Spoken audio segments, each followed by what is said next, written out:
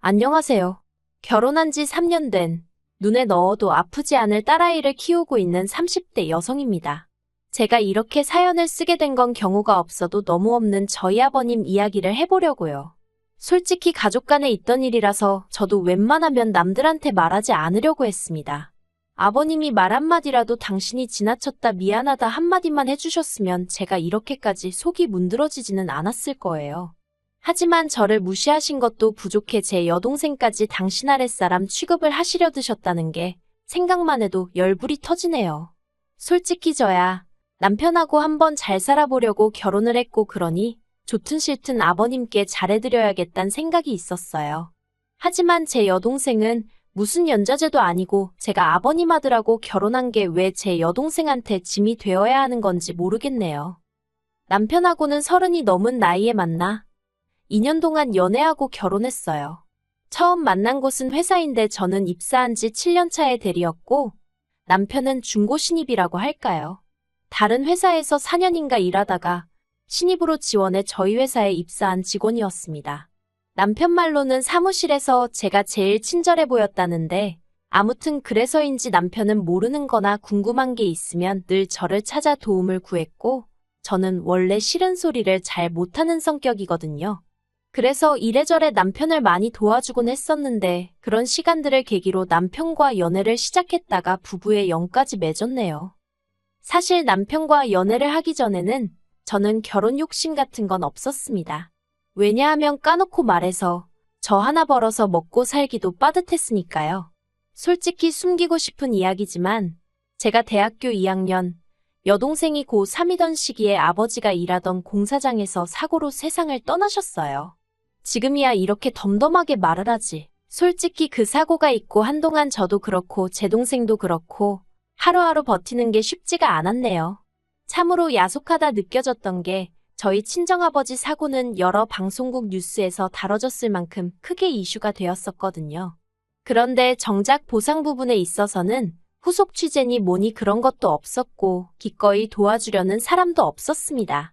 물론 당시 제가 성인이었으니 딸인 제가 아버지 사건을 챙겼어야 하는 게 맞았겠지만 그래도 원망스러울 만큼 어느 곳에서도 그 어떠한 도움도 받지 못했네요. 그래서 그때 소위 사회에 대한 기대가 사라졌다고 해야 할까요? 그리고 사람도 더는 못 믿겠다 싶었고요. 무엇보다도 원래도 빠듯한 살림살이였는데 친정아버지까지 그렇게 하루아침에 돌아가시면서 저희 자매의 생활이 더욱이 빡빡해졌어요. 여동생은 가고 싶어 하던 대학을 포기하고 요리 쪽으로 방향까지 틀었고요. 이후로 저희 자매는 정말 이를 악물고 열심히 살았습니다.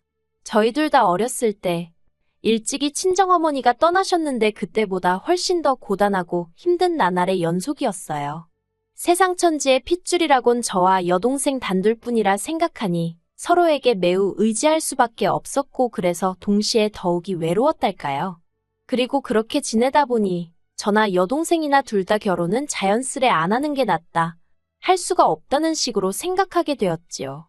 그런데 남편을 만나고 제가 마음이 바뀌었습니다.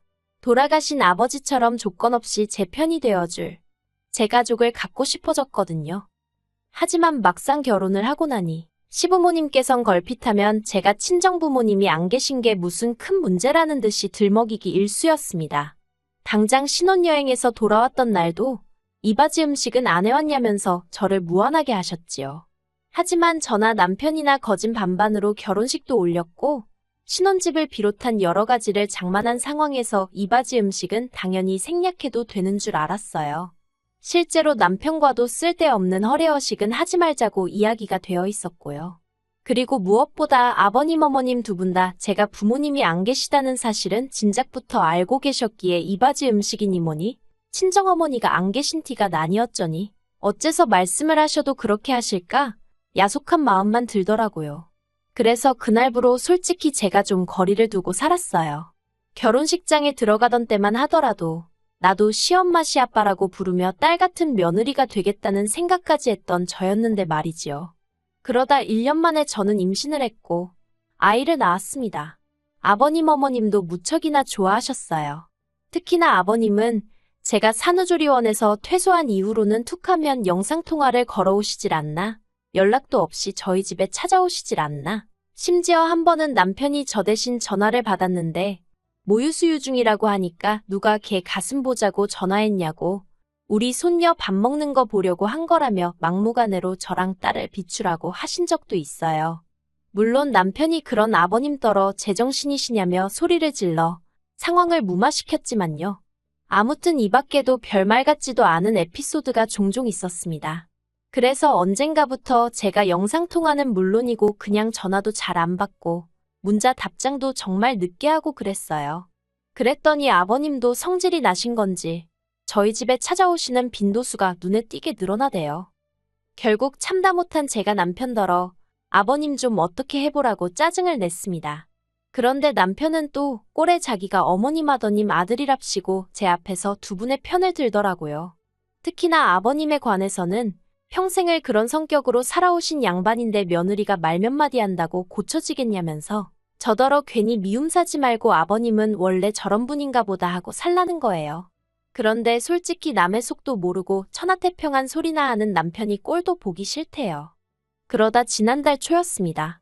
어머님이 욕실에서 넘어지시면서 발목을 크게 다치셨어요. 의사는 어머님이 원래도 비슷한 연배의 분들에 비해 관절이 좋지 않으셨다면서 저더러 이참에 하루 이틀 입원하게 하는 건 어떻겠냐고 묻더라고요. 이런저런 검사도 해보고 퇴원하시고 집에선 조심히 생활하란 말과 함께요. 그래서 남편과 상의 끝에 의사 말대로 하기로 했습니다.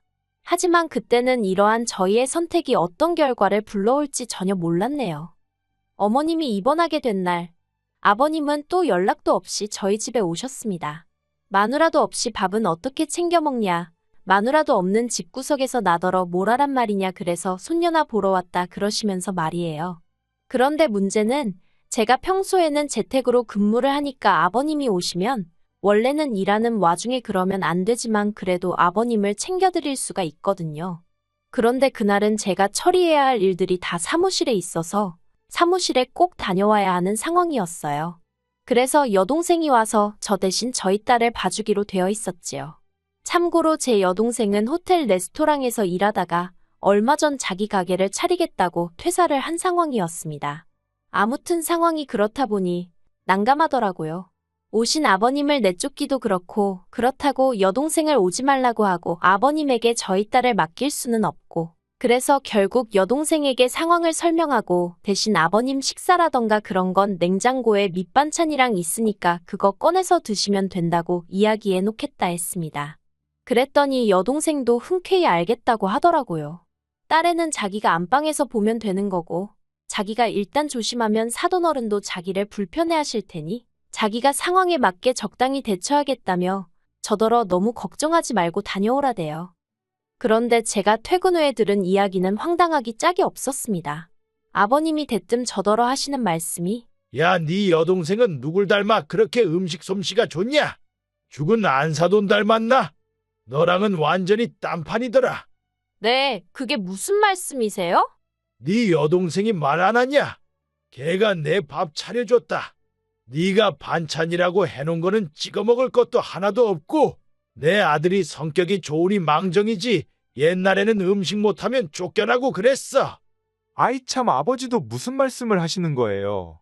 이 사람이 음식을 얼마나 잘한다고요. 앞으로 그런 말씀하실 거면 저희 집에서 식사하지 마세요. 아들 자식이 돼서는 지 애비한테 못하는 소리가 없네. 야, 네 여동생 연락처가 어떻게 되냐? 그건 왜요? 조만간 내가 연락을 한번 해봐야 될 것 같아서 그래, 줘봐. 아버지, 좀 그만하세요. 무슨 사돈처녀 연락처를 찾아요. 할 얘기 있으면 전화 이 사람 통해서 하세요. 그리고 아버님은 얼마 안 가 잠이 드셨고 저는 그 틈에 바로 여동생에게 전화를 걸었습니다.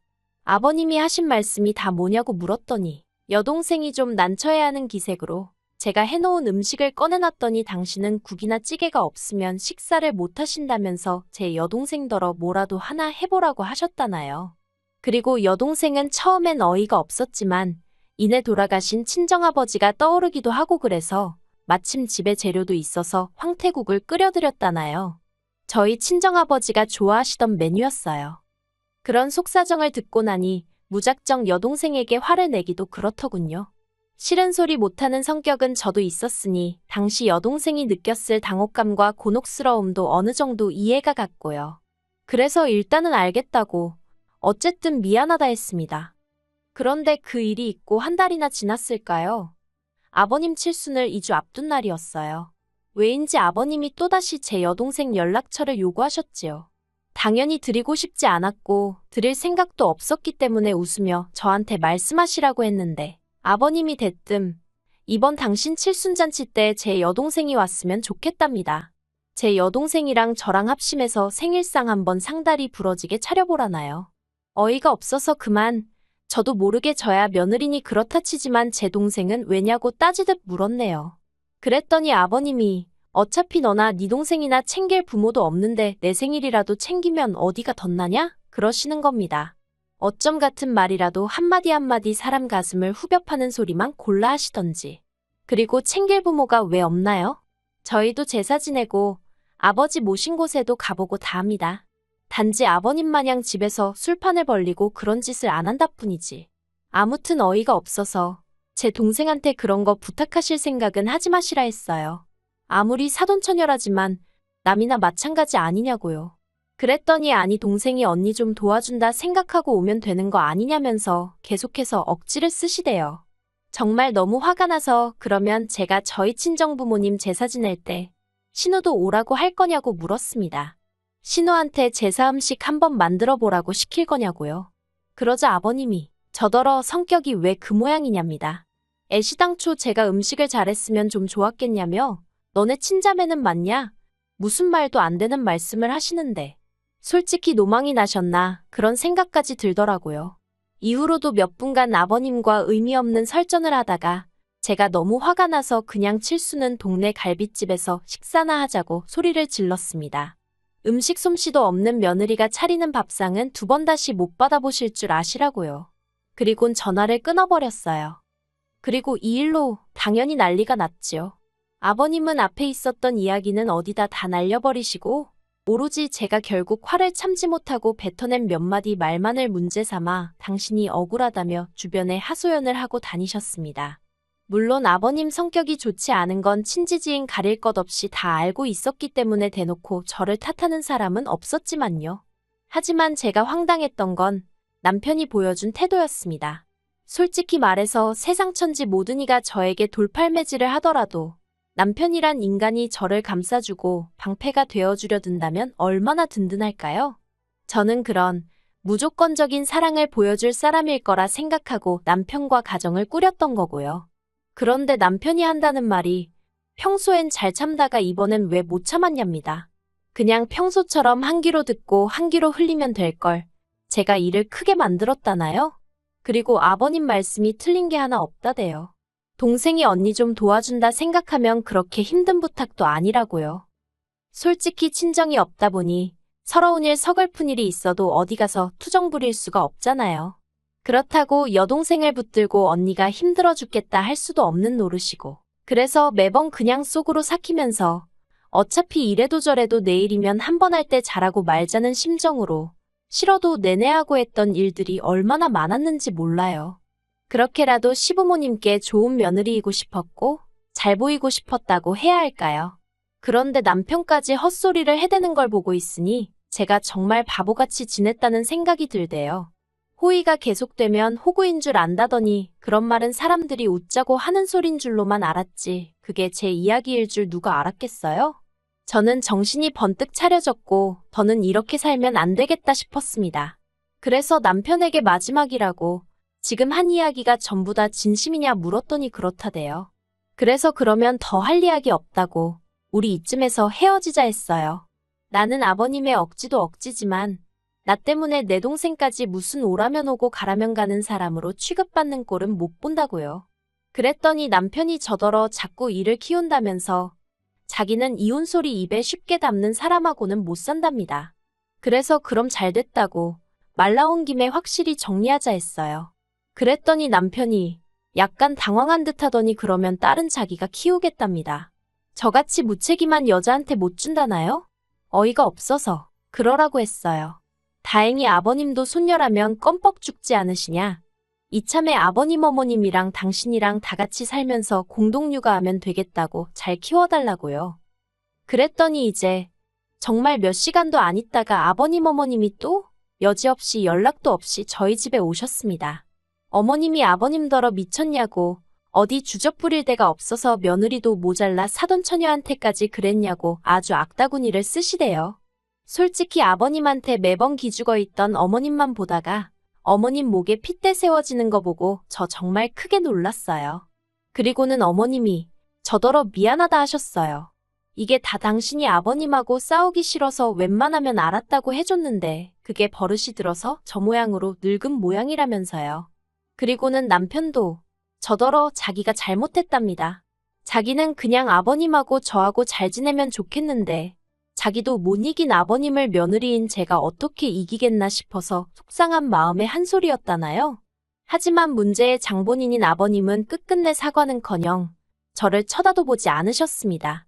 하신 말씀이라곤 아무리 그래도 자식은 엄마가 키우는 거라나요. 아무튼 그래서 일단은 아버님 때문이 아니라 어머님과 남편의 진심 어린 사과로 이혼은 잠깐 보류하기로 했습니다. 남편은 제가 보류한 거라고 말할 때마다 그 소리 좀 하지 말라며 부들부들거리는데요. 저는 아직 마음이 다 풀어진 게 아니라서 보류가 맞거든요. 솔직히 애만 아니었으면 당장에라도 이혼했을 텐데, 아니 어쩌면 여기까지 오지도 않았을 거예요. 하지만 이젠 어쨌든 애가 있으니 제가 한 번만 더 마지막으로 참아보려고요. 정말 마지막으로요.